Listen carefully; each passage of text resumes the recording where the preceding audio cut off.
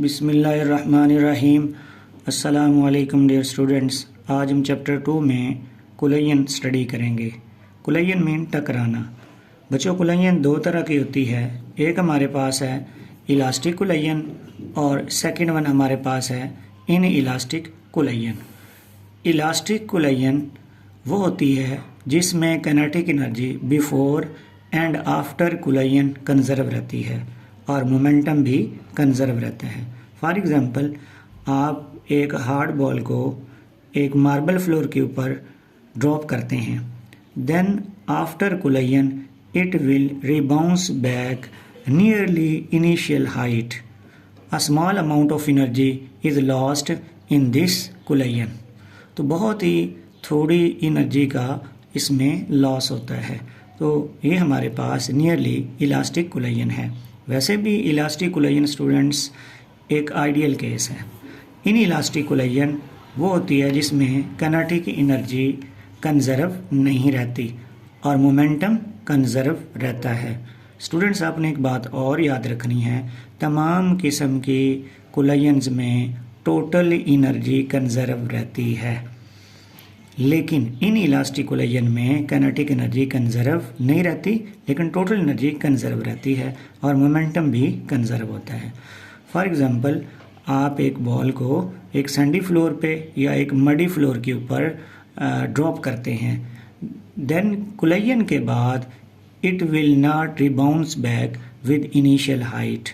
तो इसकी जो एनर्जी है वो कुलयन के ड्यूरिंग लॉस हो जाता है in the form of sound, in the form of heat और work done against the friction. तो ये स्टूडेंट्स हमारे पास इन इलास्टिक कुलयन है। ये बोर्ड में क्वेश्चन भी आता है, differentiate between elastic and inelastic collision. तो सबसे पहले आप इन दोनों को डिफाइन करेंगे और फिर इनकी एग्जाम्पल कोट करेंगे। स्टूडेंट्स, आज का जो हमारा लॉन्ग क्वेश्चन का टॉपिक है वो है elastic collision in one dimension. किसी एक डायमेंशन में along x axis, along y axis या अलोंग जी एक्सिस, किसी एक डायमेंशन में हमारे पास कुलयन, स्ट्रेट लाइन में कुलयन हम ले रहे हैं।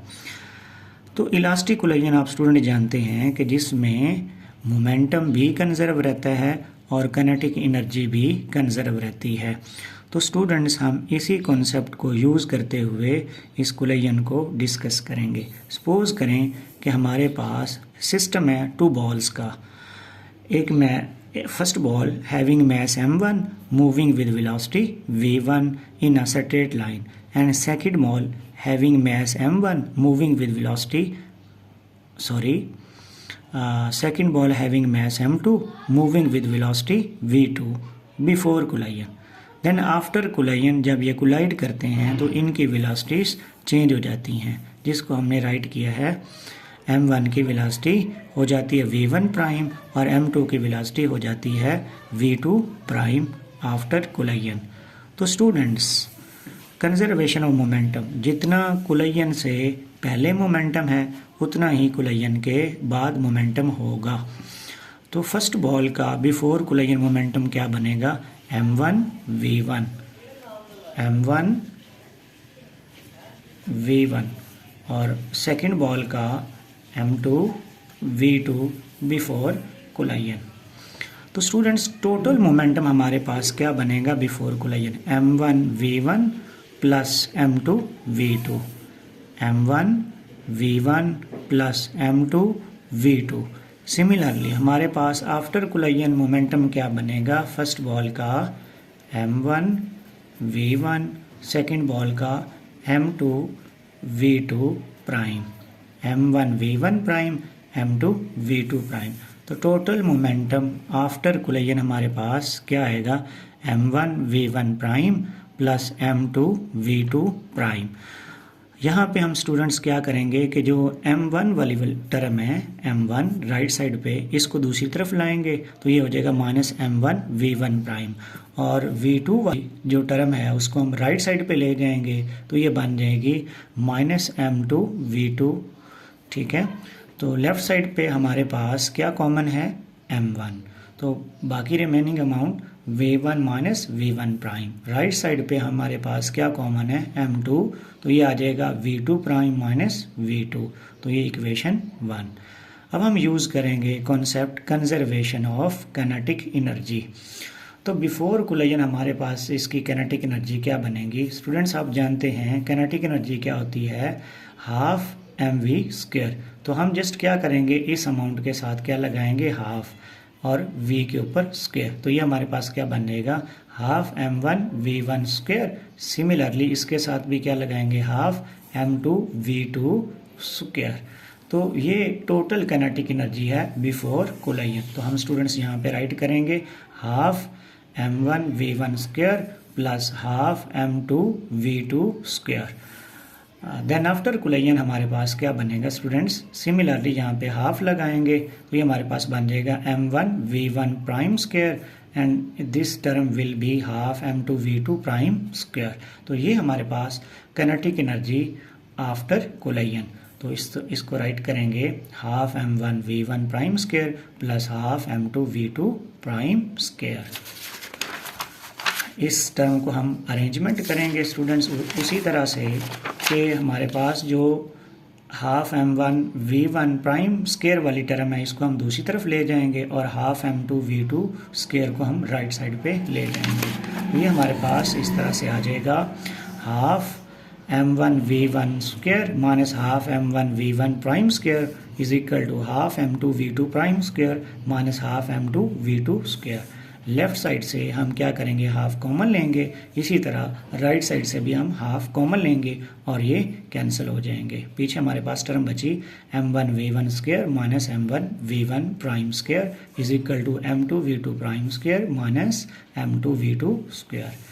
तो इस तरह से लेफ्ट साइड में से हमारे पास कॉमन m1, राइट साइड से हमारे पास कॉमन m2। तो यहाँ पे हमारे पास स्टूडेंट स्क्वायर है v1² माइनस v1'²। तो स्टूडेंट्स आप जानते हैं a² माइनस b² किसके इक्वल होता है, a minus b a² minus b² is equal to a plus b into a minus b।